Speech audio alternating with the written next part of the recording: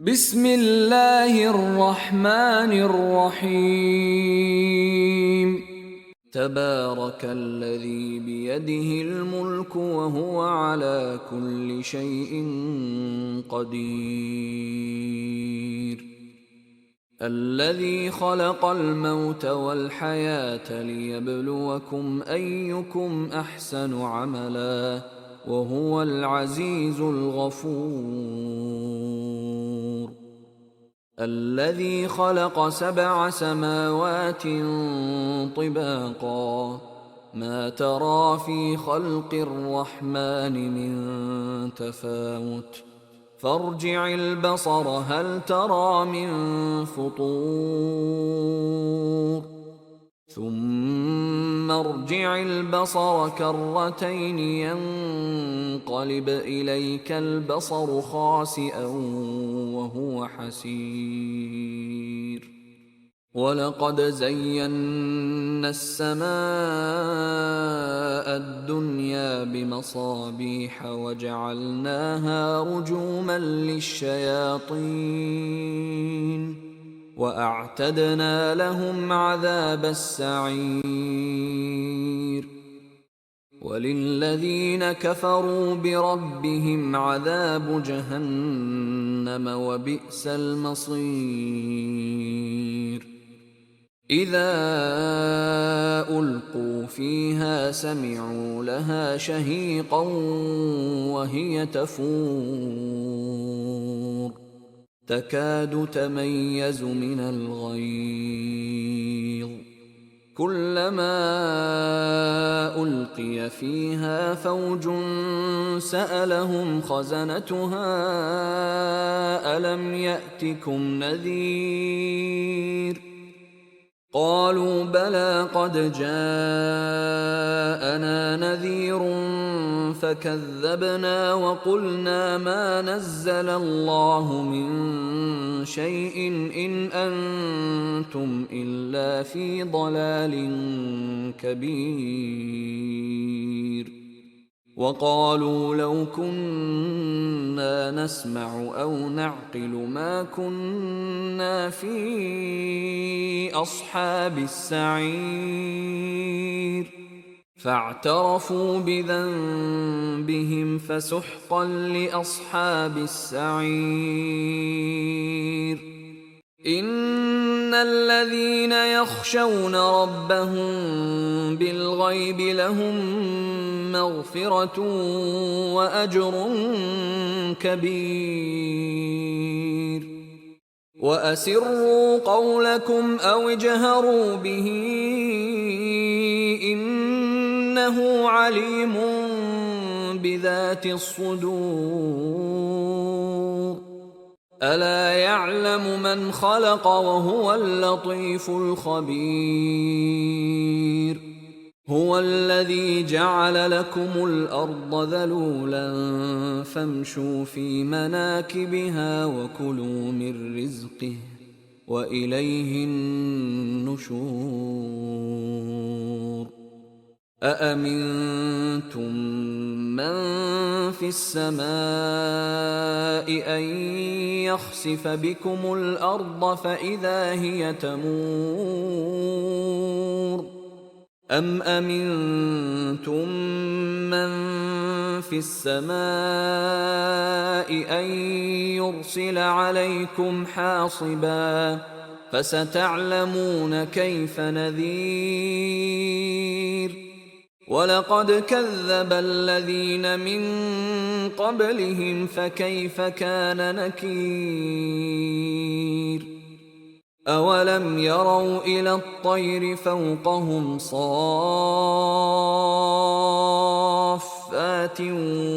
ويقبضن ما يمسكهن إلا الرحمن إنه بكل شيء بصير. أمن هذا الذي هو جند لكم ينصركم من دون الرحمن إن الكافرون إلا في غرور. أمن هذا الذي يرزقكم إن أمسك رزقه بل لجوا في عتو ونفور. أفمن يمشي مكبا على وجهه أهدى أمن يمشي سويا على صراط مستقيم. قل هو الذي أنشأكم وجعل لكم السمع والأبصار والأفئدة قليلا ما تشكرون. قل هو الذي ذرأكم في الأرض وإليه تحشرون. ويقولون متى هذا الوعد إن كنتم صادقين. قل إنما العلم عند الله وإنما أنا نذير مبين. فلما رأوه زلفة سيئت وجوه الذين كفروا وقيل هذا الذي كنتم به تدعون. قل أرأيتم إن أهلكني الله ومن معي أو رحمنا فمن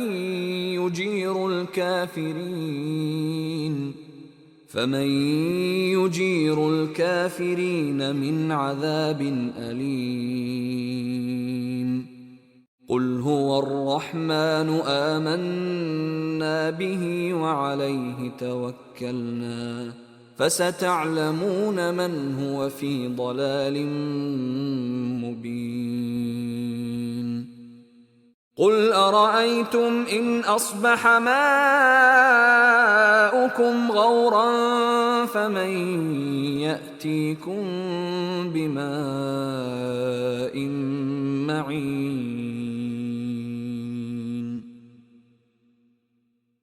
بسم الله الرحمن الرحيم. نون والقلم وما يسطرون. ما أنت بنعمة ربك بمجنون. وإن لك لأجرا غير ممنون.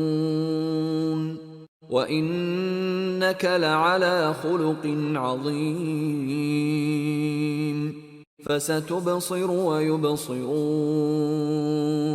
بأيكم المفتون. إن ربك هو أعلم بمن ضل عن سبيله وهو أعلم بالمهتدين. فلا تطع المكذبين ودوا لو تدهن فيدهنون. ولا تطع كل حلاف مهين هماز مشاء بنميم مناع للخير معتد أثيم عتل بعد ذلك زنيم أن كان ذا مال وبنين إذا تتلى عليه آياتنا قال أساطير الأولين سنسمه على الخرطوم إنا بلوناهم كما بلونا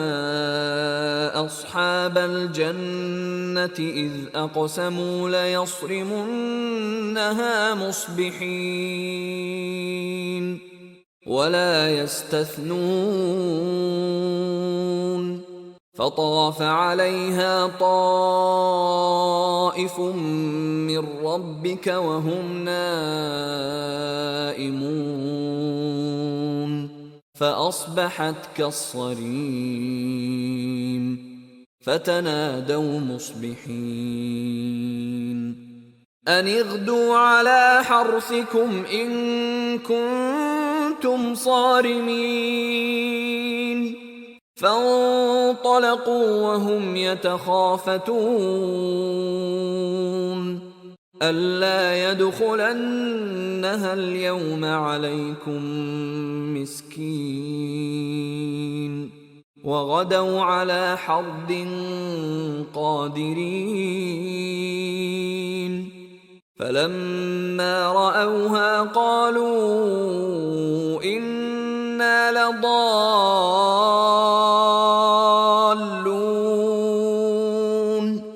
بل نحن محرومون قال أوسطهم ألم أقل لكم لولا تسبحون قالوا سبحان ربنا إنا كنا ظالمين فأقبل بعضهم على بعض يتلاومون قالوا يا ويلنا إنا كنا طاغين عسى ربنا أن يبدلنا خيرا منها إنا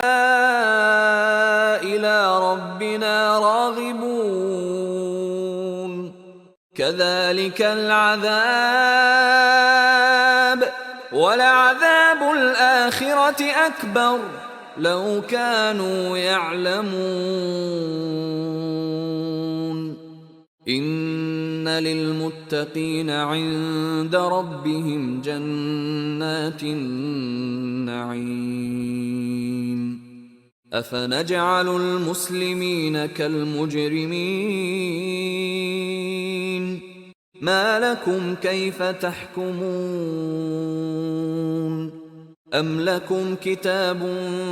فيه تدرسون إن لكم فيه لما تخيرون أم لكم أيمان علينا بالغة إلى يوم القيامة إن لكم لما تحكمون سلهم أيهم بذلك زعيم أم لهم شركاء فليأتوا بشركائهم إن كانوا صادقين يوم يكشف عن ساق ويدعون إلى السجود فلا يستطيعون خاشعة أبصارهم ترهقهم ذلة وقد كانوا يدعون إلى السجود وهم سالمون فذرني ومن يكذب بهذا الحديث سنستدرجهم من حيث لا يعلمون وأملي لهم إن كيدي متين أم تسألهم أجرا فهم من مغرم مثقلون أم عندهم الغيب فهم يكتبون فاصبر لحكم ربك ولا تكن كصاحب الحوت إذ نادى وهو مكظوم لولا أن تداركه نعمة من ربه لنبذ بالعراء وهو مذموم فاجتباه ربه فجعله من الصالحين وإن يكاد الذين كفروا ليزلقونك بأبصارهم لما سمعوا الذكر ويقولون إنه لمجنون وما هو إلا ذكر للعالمين. بسم الله الرحمن الرحيم. الحاقة. ما الحاقة؟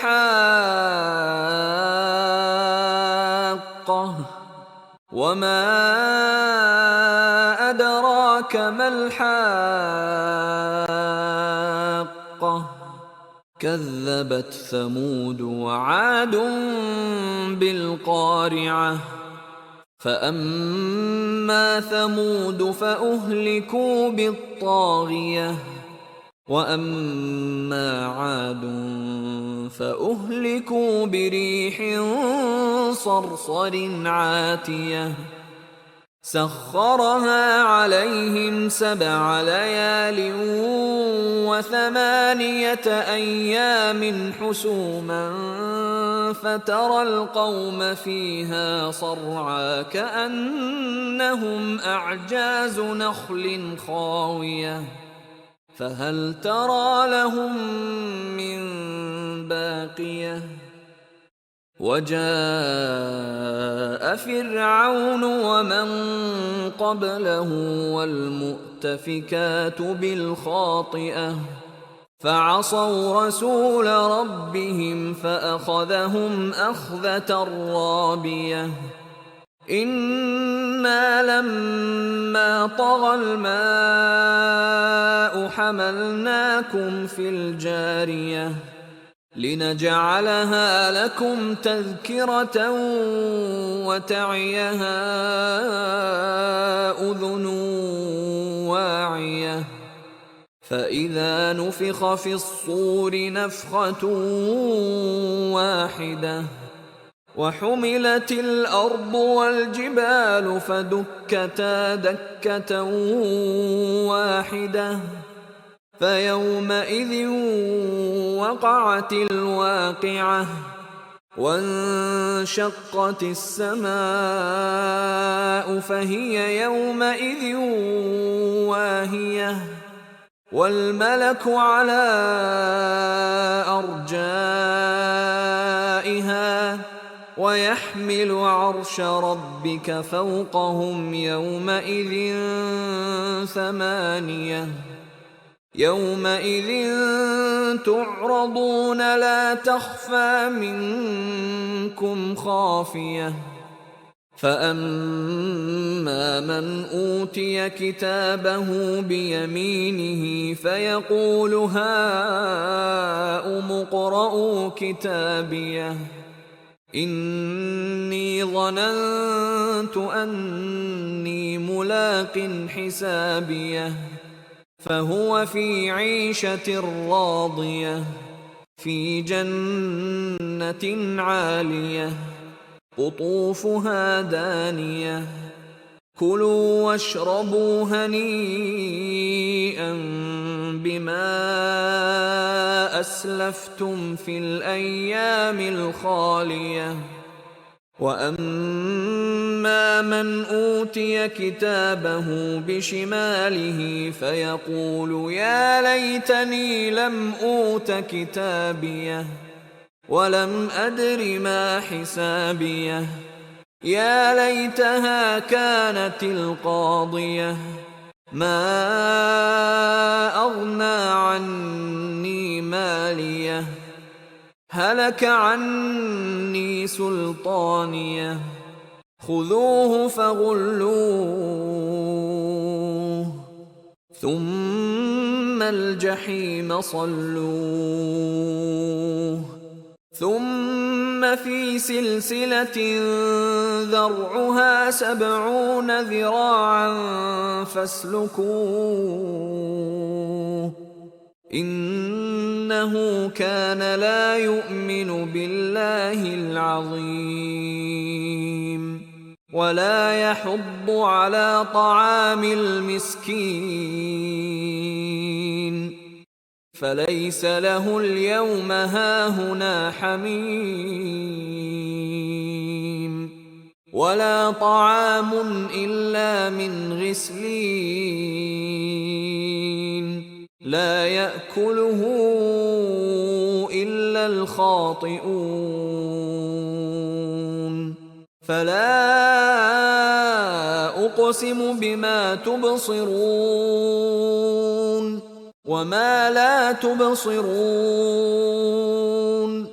إنه لقول رسول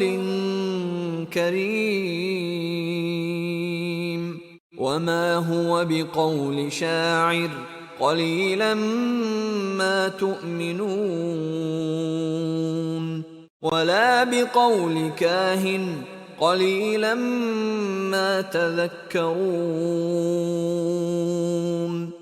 تنزيل من رب العالمين ولو تقول علينا بعض الأقاويل لأخذنا منه باليمين ثم لقطعنا منه الوتين فما منكم من أحد عنه حاجزين وإنه لتذكرة للمتقين وإنا لنعلم أن منكم مكذبين وإنه لحسرة على الكافرين وإنه لحق اليقين فسبح باسم ربك العظيم بسم الله الرحمن الرحيم سأل سائل بعذاب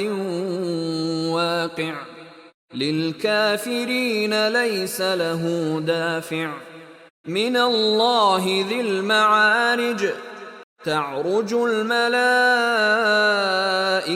والروح إليه في يوم كان مقداره 50,000 سنة فاصبر صبرا جميلا إنهم يرونه بعيدا ونراه قريبا يوم تكون السماء كالمهل وتكون الجبال كالعهن ولا يسأل حميم حميما يبصرونهم يود المجرم لو يفتدي من عذاب يومئذ ببنيه وصاحبته وأخيه وفصيلته التي تؤويه ومن في الأرض جميعا ثم ينجيه كلا إنها لظى نزاعة للشوى تدعو من أدبر وتولى وجمع فأوعى إن الإنسان خلق هلوعا إذا مسه الشر جزوعا وإذا مسه الخير منوعا إلا المصلين الذين هم على صلاتهم دائمون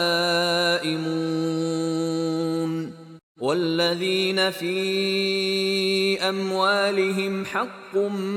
معلوم للسائل والمحروم والذين يصدقون بيوم الدين والذين هم من عذاب ربهم مشفقون إن عذاب ربهم غير مأمون والذين هم لفروجهم حافظون إلا على أزواجهم أو ما ملكت أيمانهم فإنهم غير ملومين فمن ابتغى وراء ذلك فأولئك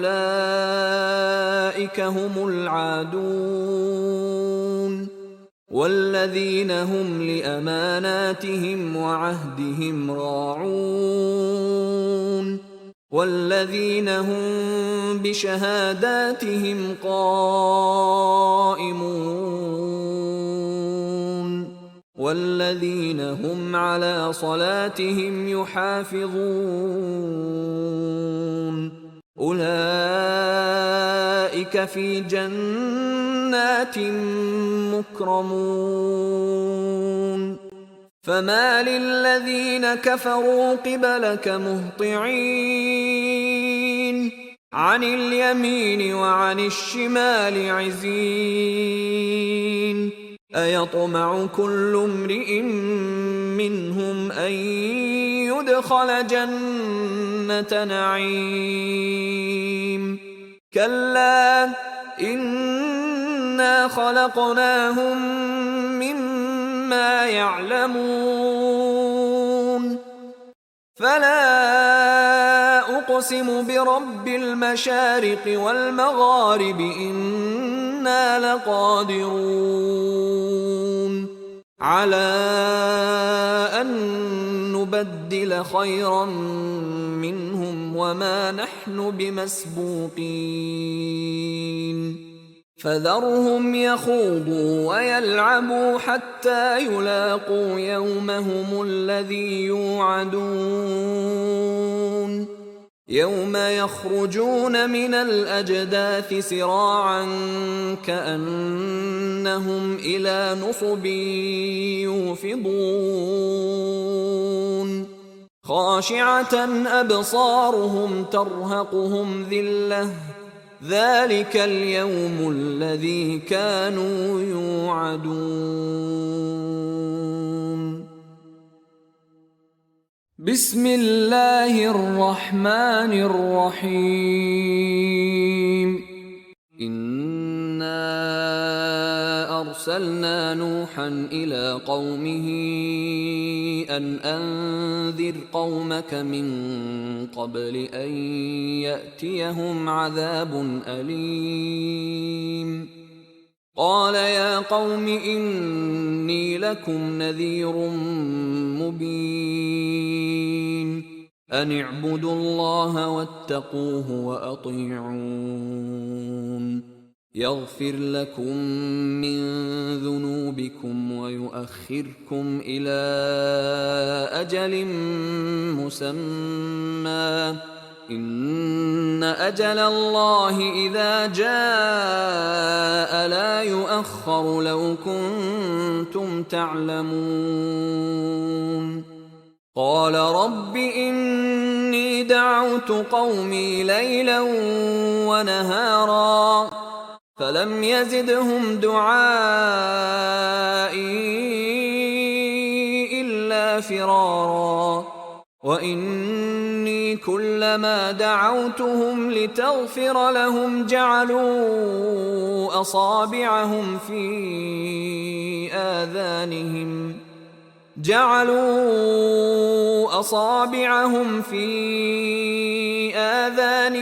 واستغشوا ثيابهم وأصروا واستكبروا استكبارا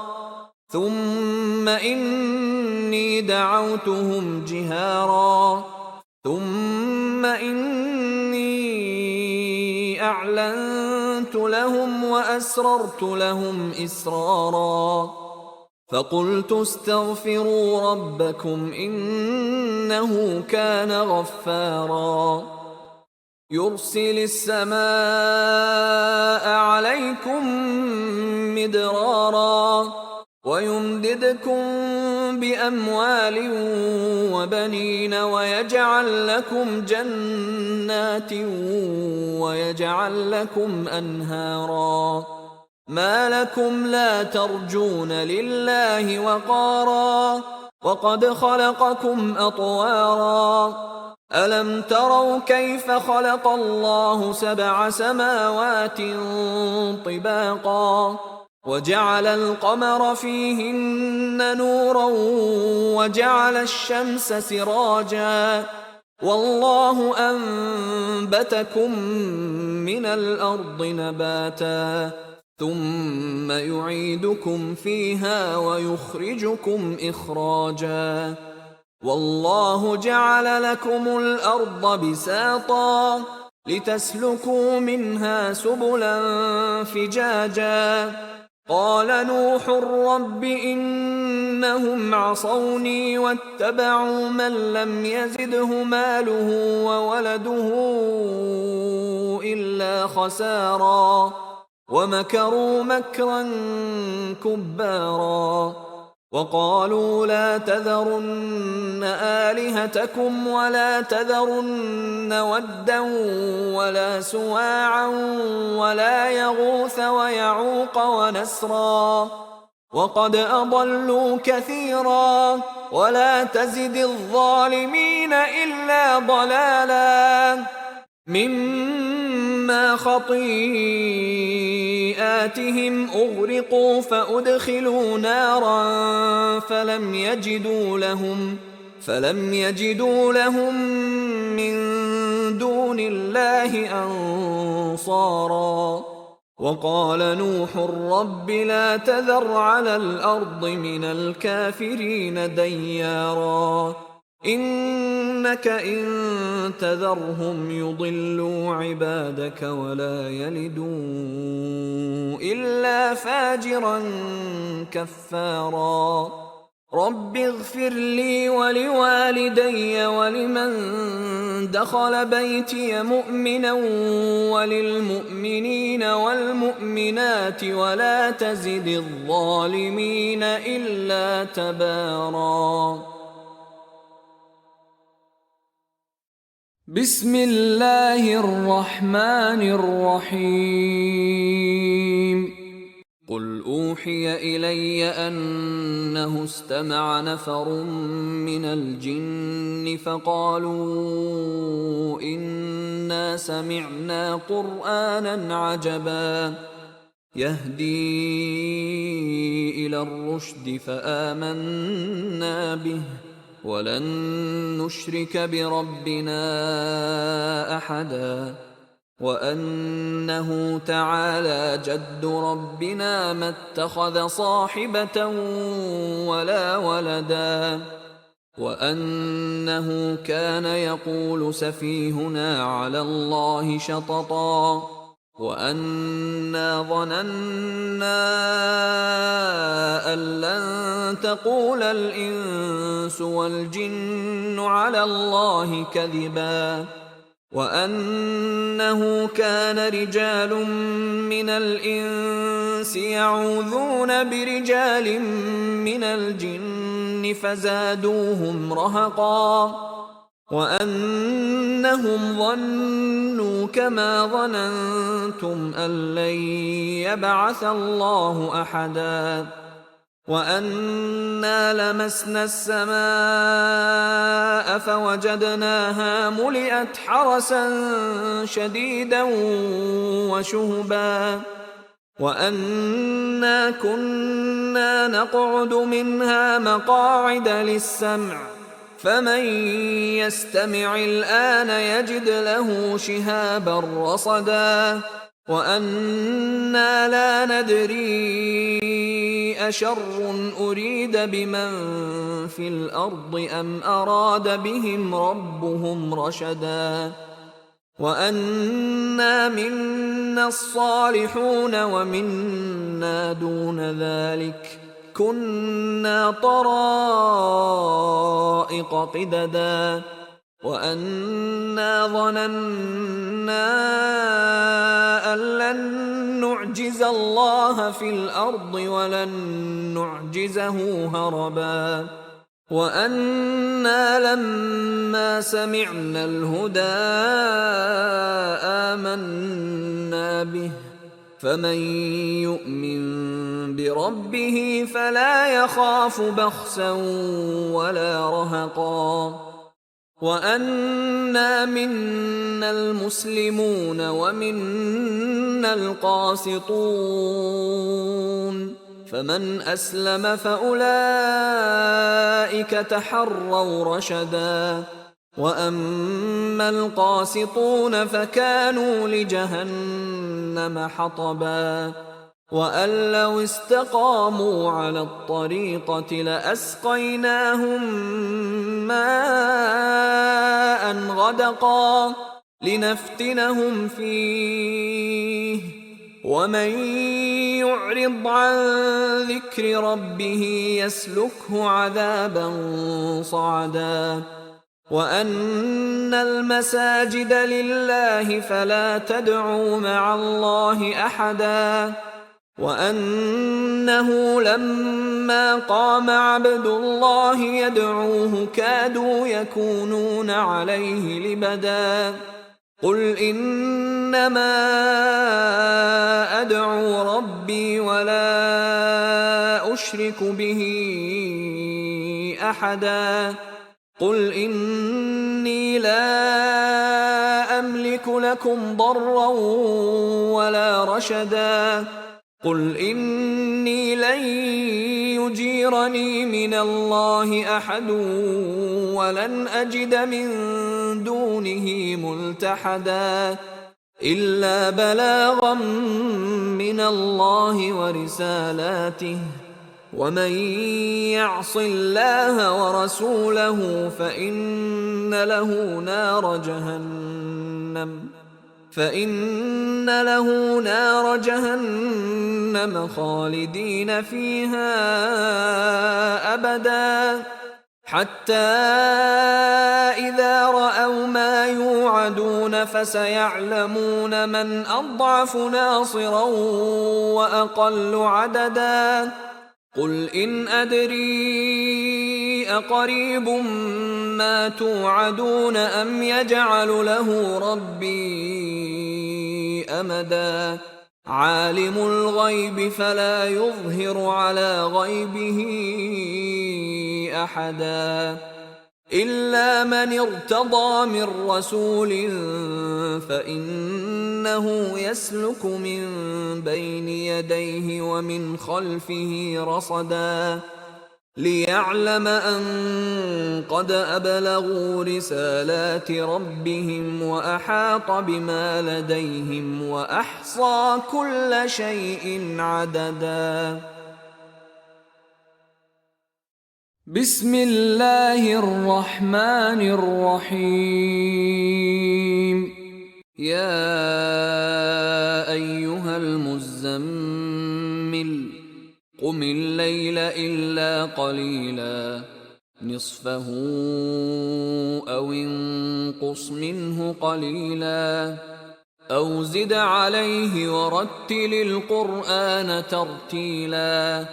إنا سنلقي عليك قولا ثقيلا إن ناشئة الليل هي أشد وطئا وأقوم قيلا إن لك في النهار سبحا طويلا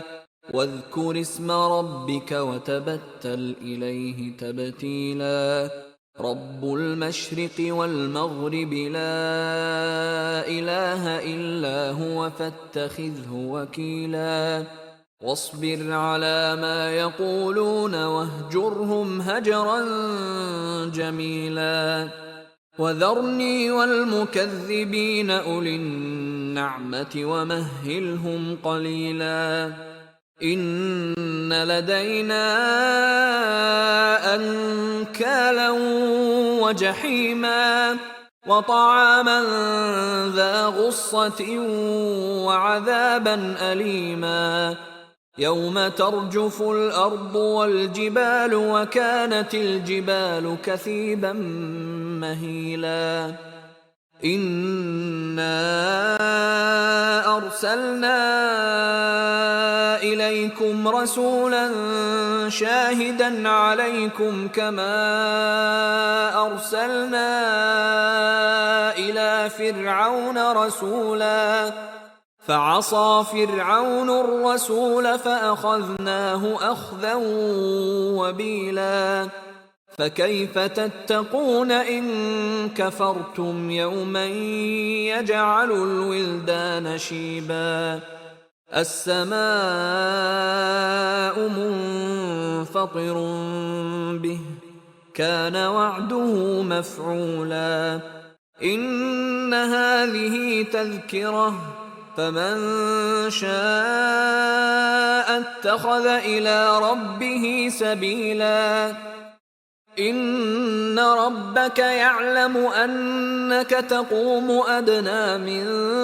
ثلثي الليل ونصفه وثلثه وطائفة من الذين معك والله يقدر الليل والنهار علم أن لن تحصوه فتاب عليكم فاقرؤوا ما تيسر من القرآن علم أن سيكون منكم مرضى وآخرون يضربون في الأرض يبتغون من فضل الله وآخرون يقاتلون في سبيل الله فاقرؤوا ما تيسر منه وأقيموا الصلاة وآتوا الزكاة وأقرضوا الله قرضا حسنا وما تقدموا لأنفسكم من خير تجدوه عند الله هو خيرا وأعظم أجرا واستغفروا الله إن الله غفور رحيم بسم الله الرحمن الرحيم يا أيها المدثر قم فأنذر وربك فكبر وثيابك فطهر والرجز فاهجر ولا تمنن تستكثر ولربك فاصبر فإذا نقر في الناقور فذلك يومئذ يوم عسير على الكافرين غير يسير ذرني ومن خلقت وحيدا وجعلت له مالا ممدودا وبنين شهودا ومهدت له تمهيدا ثم يطمع أن أزيد كلا إنه كان لآياتنا عنيدا سأرهقه صعودا إنه فكر وقدر فقتل كيف قدر ثم قتل كيف قدر ثم نظر ثم عبس وبسر ثم أدبر واستكبر فقال إن هذا إلا سحر يؤثر إن هذا إلا قول البشر سأصليه سقر وما أدراك ما سقر لا تبقي ولا تذر لواحة للبشر عليها 19 وما جعلنا أصحاب النار إلا ملائكة وما جعلنا عدتهم إلا فتنة للذين كفروا ليستيقن الذين أوتوا الكتاب ويزداد الذين آمنوا إيمانا ولا يرتاب الذين أوتوا الكتاب والمؤمنون وليقول الذين في قلوبهم مرض والكافرون ماذا أراد الله بهذا مثلا كذلك يضل الله من يشاء ويهدي من يشاء وما يعلم جنود ربك إلا هو وما هي إلا ذكرى للبشر كلا والقمر والليل إذ أدبر والصبح إذا أسفر إنها لإحدى الكبر نذيرا للبشر لمن شاء منكم أن يتقدم أو يتأخر كل نفس بما كسبت رهينة إلا أصحاب اليمين في جنات يتساءلون عن المجرمين ما سلككم في سقر قالوا لم نك من المصلين ولم نك نطعم المسكين وكنا نخوض مع الخائضين وكنا نكذب بيوم الدين حتى أتانا اليقين فما تنفعهم شفاعة الشافعين فما لهم عن التذكرة معرضين كأنهم حمر مستنفرة فرت من قسورة بل يريد كل امرئ منهم أن يؤتى صحفا منشرة كلا بل لا يخافون الآخرة كلا إنه تذكرة فمن شاء ذكره وما يذكرون إلا أن يشاء الله هو أهل التقوى وأهل المغفرة بسم الله الرحمن الرحيم لا أقسم بيوم القيامة ولا أقسم بالنفس اللوامة أيحسب الإنسان أن لن نجمع عظامه بلى قادرين على أن نسوي بنانه بل يريد الإنسان ليفجر أمامه يسأل أيان يوم القيامة فإذا برق البصر وخسف القمر وجمع الشمس والقمر يقول الإنسان يومئذ أين المفر كلا لا وزر إلى ربك يومئذ المستقر ينبأ الإنسان يومئذ بما قدم وأخر بل الإنسان على نفسه بصيرة ولو ألقى معاذيره لا تحرك به لسانك لتعجل به إن علينا جمعه وقرآنه فإذا قرأناه فاتبع قرآنه ثم إن علينا بيانه كلا بل تحبون العاجلة وتذرون الآخرة وجوه يومئذ ناظرة إلى ربها ناظرة ووجوه يومئذ باسرة تظن أن يفعل بها فاقرة كلا إذا بلغت التراقي وقيل من راق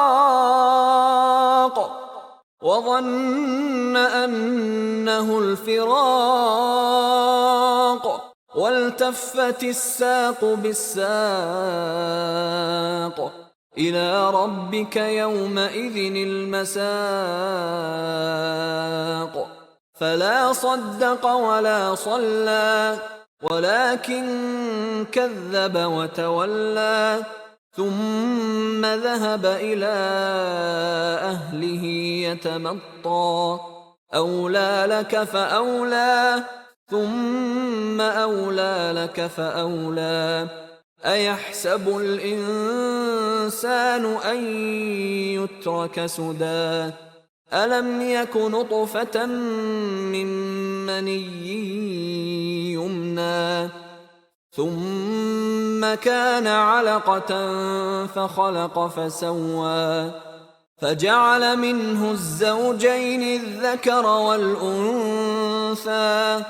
أليس ذلك بقادر على أن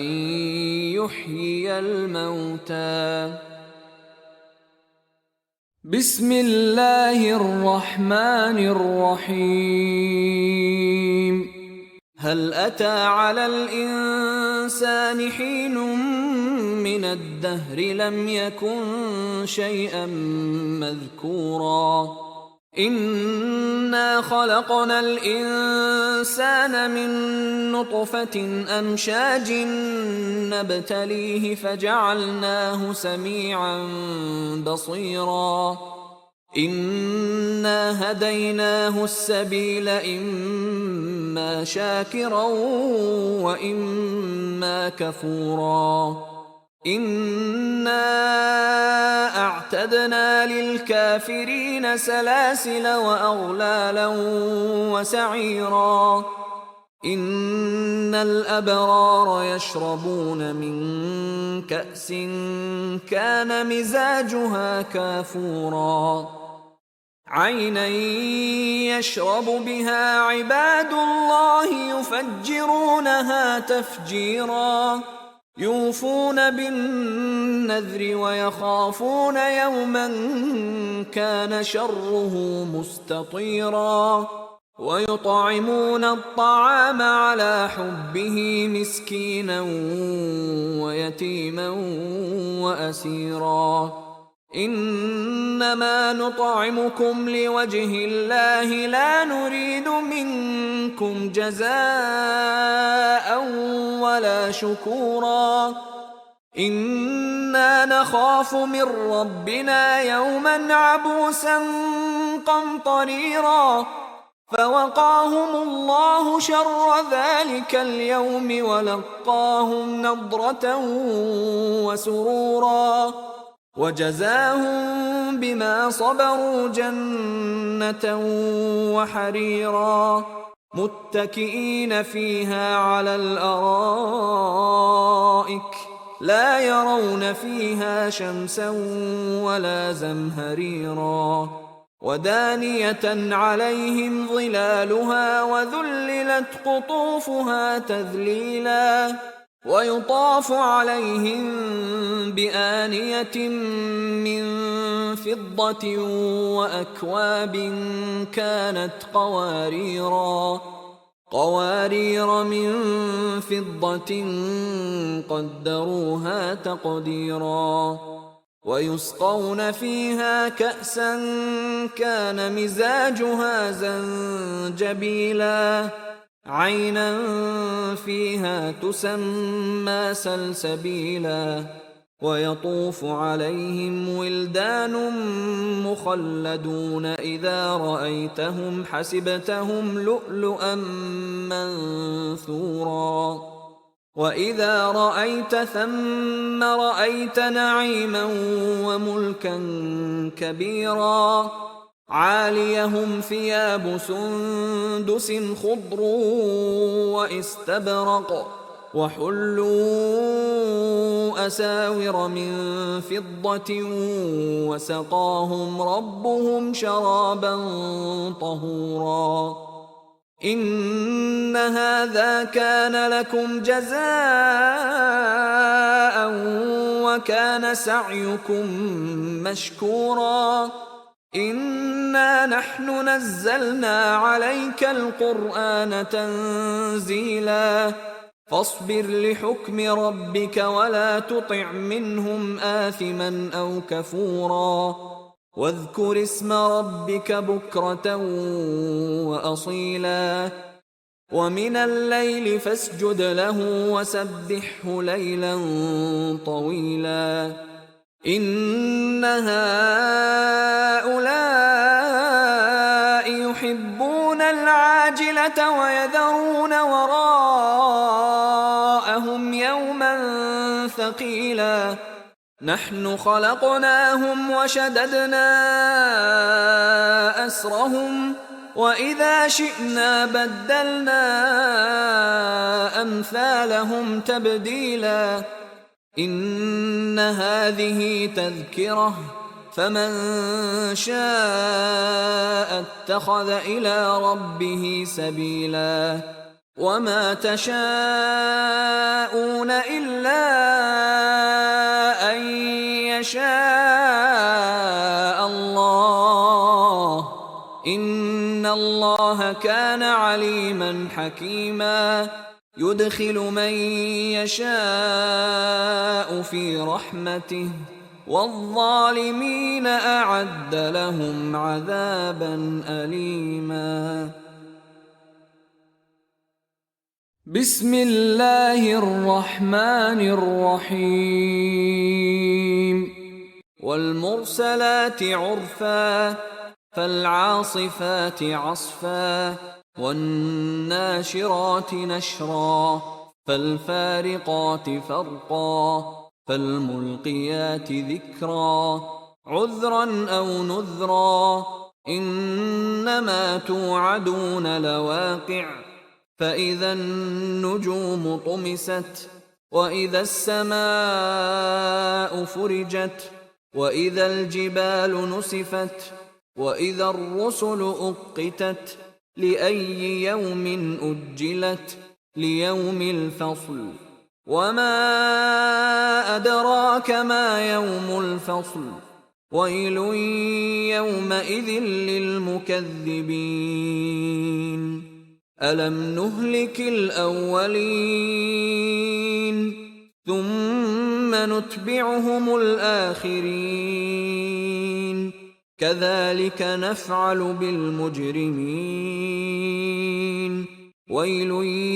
يومئذ للمكذبين ألم نخلقكم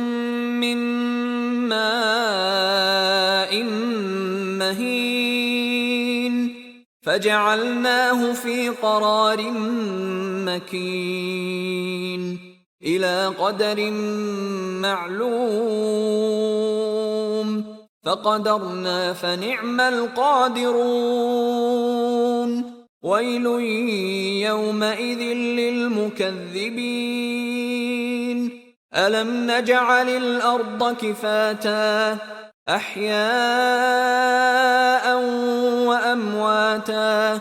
وجعلنا فيها رواسي شامخات وأسقيناكم ماء فراتا ويل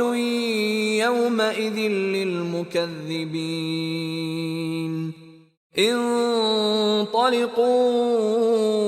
إلى ما كنتم به تكذبون انطلقوا إلى ظل ذي 3 شعب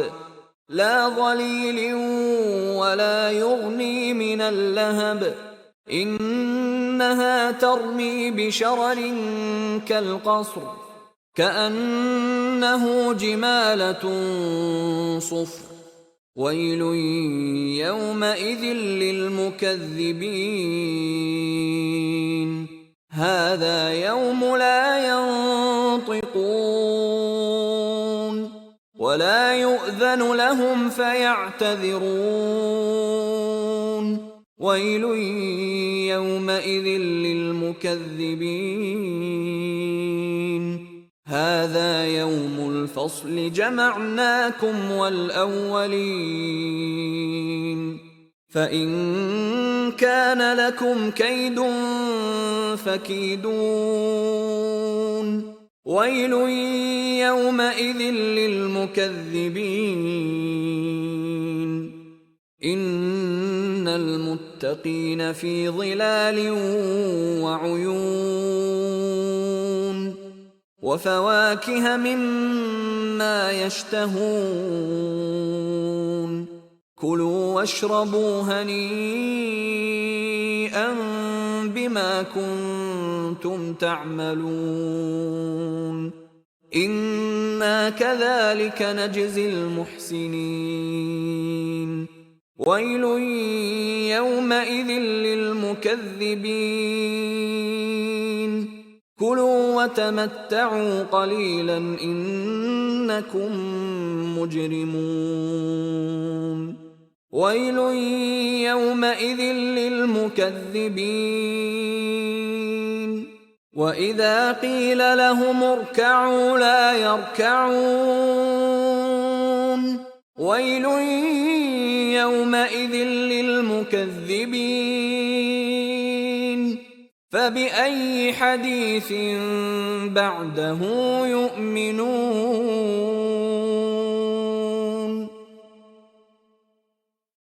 بسم الله الرحمن الرحيم عم يتساءلون